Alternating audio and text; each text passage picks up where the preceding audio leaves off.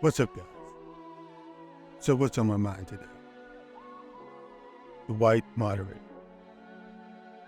Okay, guys, let's get into this. In his letter from a Birmingham jail, Martin Luther King Jr. expressed his disappointment with white moderates. He wrote that he had almost reached a regrettable conclusion, that the Negro's greatest stumbling block in the stride toward freedom is not the white citizens' councilor or the Ku Klux Klaner, but the white moderate who is more devoted toward order than to justice, who prefers a negative peace, which is the absence of tension, to a positive peace, which is the presence of justice, who constantly says, I agree with your goals, you see, but I cannot agree with methods, who paternalistically feels that they can set a timeline for another man's freedom, who lives by the myth of time, and who is constantly advising the Negro to wait for a more convenient season. In other words, King was expressing frustration with the white moderate, who was more concerned with maintaining order and avoiding tension than with achieving true justice and equality for the black people. And to me, this is what happened to Angela Bassett. The white moderates saw that they were giving a bunch of awards to people of color, that in the previous year, they had given a black person an award for Best Actor, Will Smith. Surely they would understand why we would give the Best Supporting Actress award to Jamie Lee Curtis. To me, Jamie Lee Curtis won nothing more than a participation award, because Angela Bassett, hands down, had the better performance. This is what the white moderate does. They feel sorry for people that look like them, and instead of handing out justice, they're more apt to say, hold on, let me bring up this other person. I don't want them to feel bad. Dr. Jill Biden inviting Caitlin Clark and the Iowa basketball team to the White House to share the table with the winner of the NCAA women's tournament, basketball tournament. When has that ever happened? That the runner-up also get to enjoy the fruit of labor that the winner put out. Read the room, Jill Biden. Read the room.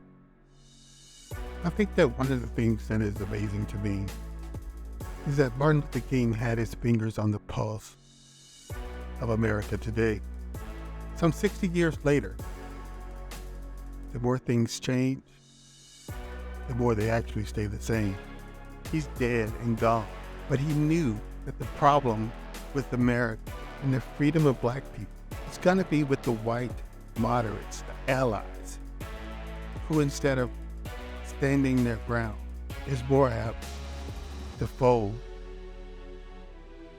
than Angela Bassett, Angela Reese, the LSU basketball team, Caitlin Clark, Jamie Lee Curtis. We all seem like trivial things.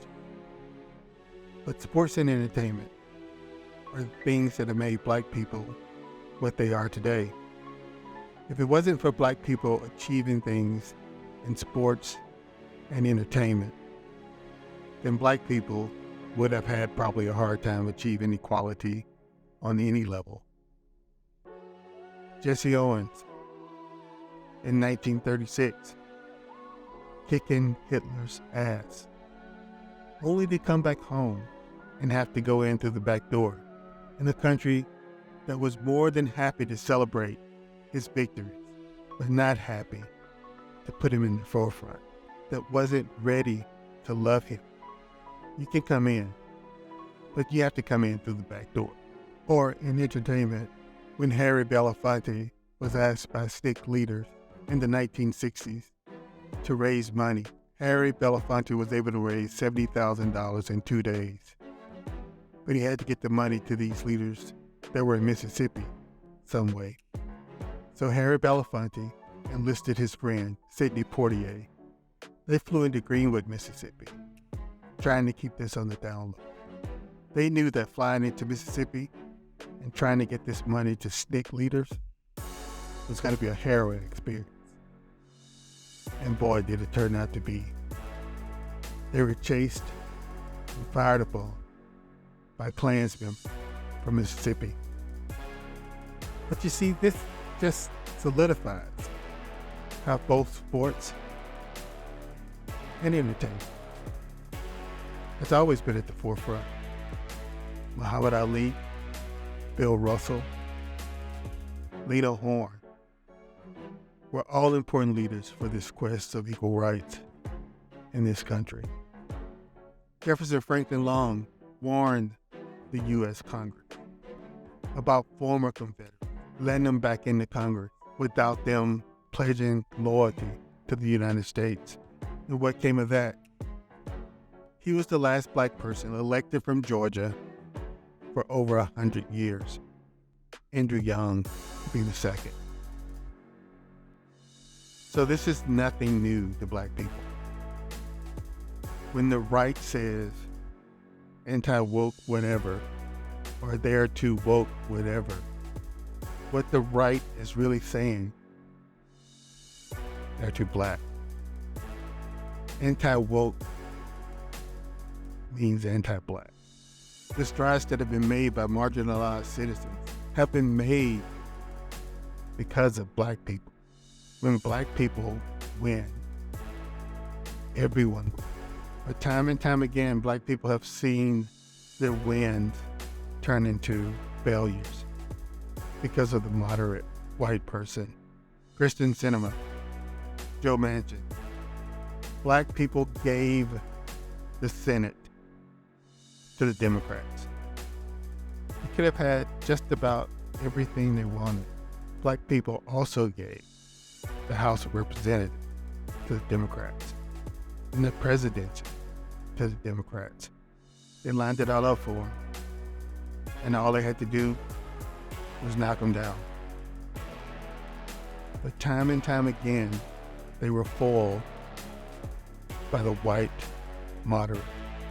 Now, you won't hear people quote Martin Luther King when it comes to that part, the letter from the Birmingham jail by Martin Luther King.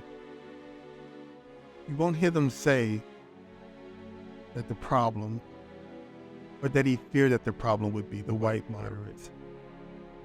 White people, but especially the white moderates, are more apt to quote, "I have a dream" speech. Yeah, black people get it.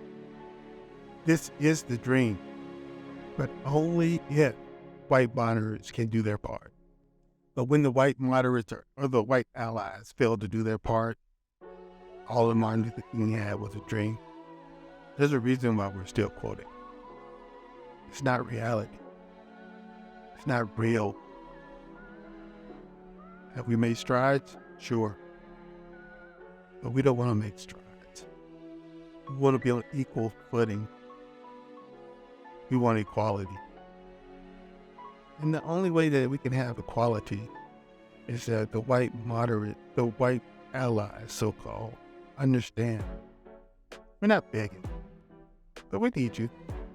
And we're asking you to wake the up. Okay, guys. That's what's been on my mind today. You guys have a good day. Peace out.